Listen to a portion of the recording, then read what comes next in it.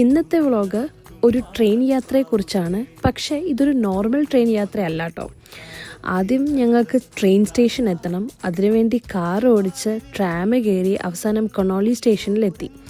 ചെറുതായിട്ടൊരു സാൻഡ്വിച്ച് കഴിച്ചിട്ട് നമ്മൾ നേരെ പ്ലാറ്റ്ഫോമിലോട്ടേക്ക് നടന്നു.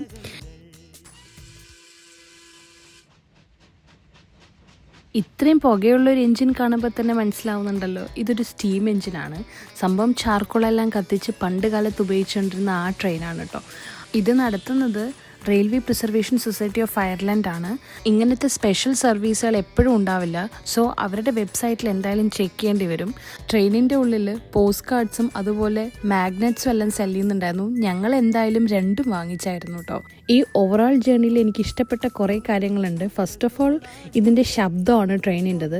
സംഭവം നമ്മൾക്കിത് എല്ലാ നോർമൽ ട്രെയിനുകളിലും കേൾക്കാൻ പറ്റില്ലല്ലോ. ഈ ട്രെയിനിൻ്റെ ഉള്ളിൽ തന്നെ ഒരു സ്നാക്കിൻ്റെ കൗണ്ടറും അതുപോലെ ഒരു ബാറും ഉണ്ടായിരുന്നു. ഇതൊക്കെ ഉള്ളതുകൊണ്ട് തന്നെ കുട്ടികളെ കൊണ്ടുവരുന്ന ആൾക്കാരാണെങ്കിലും അല്ലാതെ സിംഗിളായിട്ടോ ഫ്രണ്ട്സായിട്ടോ ഒക്കെ വരുന്ന ആൾക്കാർക്കാണെങ്കിലും എൻജോയ് ചെയ്യാൻ പറ്റുന്ന എല്ലാ സംഭവമുണ്ട്.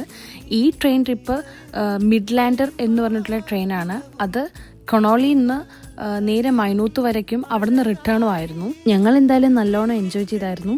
അപ്പം ഞാൻ കൂടുതൽ ഡീറ്റെയിൽസ് എന്തായാലും ഡിസ്ക്രിപ്ഷനിൽ കൊടുക്കാം, ചെക്കൗട്ട് ചെയ്തോളൂ കേട്ടോ.